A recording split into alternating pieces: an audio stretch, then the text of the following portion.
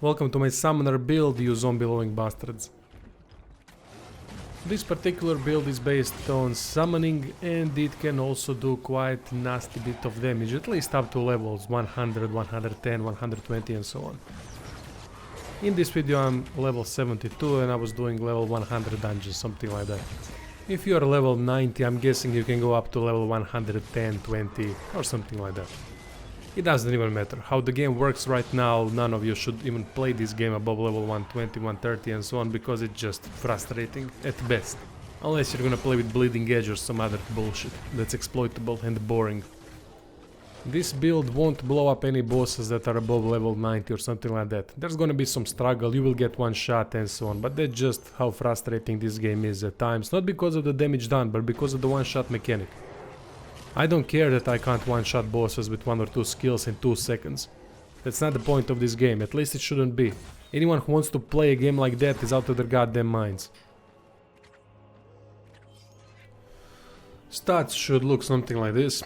Toughness and ferocity being your primary ones. We need spell critical chance score and we need a lot of force shield. From this point forward I would suggest putting all the points into toughness, but then again how this game works, it won't save you from being one shot if you make a mistake or don't move out of the way from certain attacks. Just the way it is at the moment. Gear that I'm using is sorcerer type gear.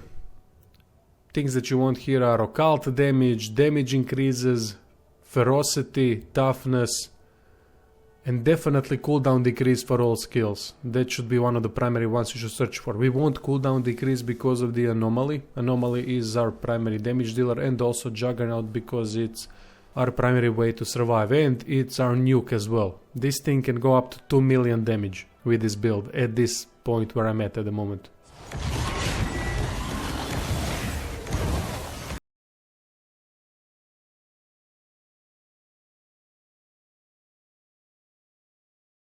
Gems that I put into defensive slots are force shield regeneration rate, mainly because when you put down Juggernaut, then your shield gets depleted, so it needs to refill. So force shield regeneration rate helps with that. I've put 2 gems for that, and I've put also 4 gems to increase force shield in general. Not that it matters, as I said, because simply you're gonna get one shot. There's no other way about it if you are playing around level 100s and onwards. It's just stupid how the game works right now. Main weapon, use anything that is melee based, because melee enables Juggernaut. Offhand should be Catalyst. If you're playing dungeons that are level 80 or 90 or below that, you can go for stuff. You don't need Catalyst and this weapon, because in that case you don't need Juggernaut at all. But everything above level 90, you're gonna need Juggernaut to help you at least survive from some things. Passive skill tree that I went with is mostly purple nodes. So I went with this that increases 60% ailment chance score, went with all the upgrades as well. Then I went with Kabbalist tree upgrades, Grievous Affliction, Immortal Offering, Power of the First Man. That's how we stack damage through ailments, and that's why Juggernaut shield, when it explodes, can do so much damage. From there on out I went with this path that ends with a couple of occult damage upgrades and Masochistic Effigy that doubles our maximum force shield. Then we have this path that has a couple of nodes that are connected to summons. Summon health regions, summon health, summon damage. And we have this node, Undertaker. This is one of the better nodes for this type of build, because we have anomaly, and with anomaly we are gonna pull globes in. All types of globes, and then these globes will explode. Considering that enemies die in 20-meter radius around you, have 10% chance to drop green globes. There's a lot of chance actually that there will be green globes drops that will get pulled into the vortex and that will explode, dealing additional damage. Horde's Vitality also enables drop of green globes after your summons die. From there on out we can go to Reigning in the Darkness, we need this. And then I went with a couple of force shield upgrades here that leads me eventually to Fate Leech, so that we can force shield Leech instead of health. Oh yeah, and also don't forget which time cannot heal. It's important. Now from there on out you can go for more life leech through this global life leech and then life leech from spell damage. You can go for survivability path, meaning you can go for block and go for a couple of upgrades here. It's also very good. Increase health, increase resistances and so on. But actually don't go for increased resistances. Increased resistances won't be much because they're percentage based and we don't have them at all. So maximum health, you can go for this, apply weakness upon blocking. 40% to all resistance for unit allies after health globe is picked up. And so on. There are a couple of possibilities to go from here. And I would also suggest this one. Salvatory Anchor. Because if you have Sorcerer chest piece equipped, then you're gonna get 4 shield generation rate for every 4 shield point on equipped Sorcerer chest piece. So that's quite a good boost to 4 shield region. From there on out, choose what you wish. I would definitely advise survivability if you're going past level 100s, but then again, it won't save you. My primary summon is Livor Mortis. I went with damage upgrades because this thing can survive quite a lot. I also put this that summon generates more threat, but honestly, even if I do this and press this skill once, that would do work right, that generates even more threat.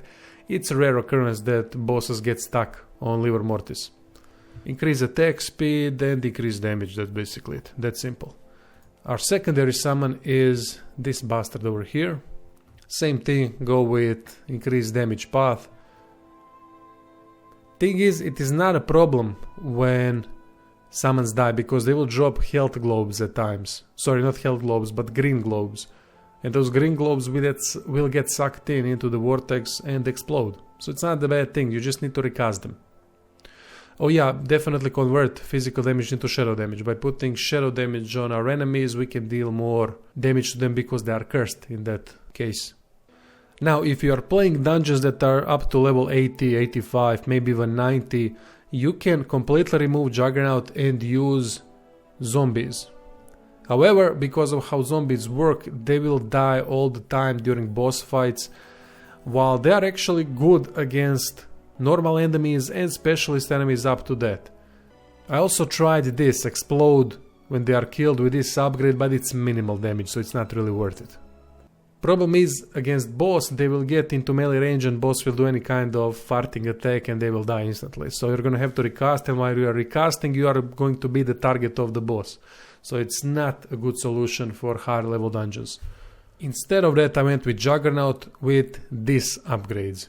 Convert base physical damage to fire damage. Why this? Because it increases damage and because we don't have fire damage at all at this moment. So by doing more ailment types, we are going to increase damage through Kabbalist tree. Other than that, definitely go for upgrades that increase damage absorption. Trust me, it's never enough. And especially go for this. When cast, force shield is emptied and added to maximum absorption. Even with this, you might think you are fucking unkillable, but trust me, you're not. Now we need anomaly. Go for these upgrades. Increase the area of effective damaging vortex, because that way we can suck in globes that are further away than usual. Increase vortex duration. Vortex pulls in enemies multiple times. Globes pulled into the damaging vortex explode. That goes for all globes, not just health globes. And allows casting of 2 vortexes. Then go for Plague Bringer. Plague Bringer is here mainly because of this upgrade. Inflicts weakness and shock on enemies. That way we put 2 more additional ailments. Without it, we are really stuck with only 2 ailment types, which isn't enough of a damage increase. So that's why I have this and Juggernaut as a fire shield. So go for these upgrades: temporary force shield for each enemy hit upon landing, area of effect that damages enemies, increase the chance of inflicting ailments, stun, and willpower for each enemy hit. And last upgrade is Plague Burst, sorry. Poisonous Cloud. Increases explosion damage for each ailment stack a monster has, very important. Chance for explosions to drop a health globe, definitely. Because then they will get pulled in by the vortex. Critical damage, critical chance, skill to be cast to the location of the cursor is very important. Then you can also remove it if you're gonna run around close to enemies, so it's up to you in the end. Now on to how to play this build. It's very simple. We put down Anomaly and Plague Burst.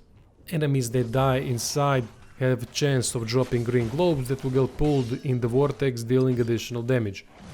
After casting Anomaly and Plague Burst, we need to jump in immediately with Lightbringer to inflict weakness and shock. After that, you're gonna have enough rage to give yourself a Juggernaut shield and then just keep spamming anomalies and archer skeletons, because Livor Mortis won't die, but archer skeletons will. After some balancing and patches that would improve minions and game overall, I'm sure this build will be much better than it is right now. As things stand now, if you are level 70 or something, don't go to level 100 and above dungeons. Make it maximum of 90, something like that, and then when you get to 90, then try 1 and 10, 1 and 20 and so on. But you're gonna be lacking damage against bosses and you will still get one shot, I'm sure of that. Anyway, that's it for this build, thank you for watching and see you soon.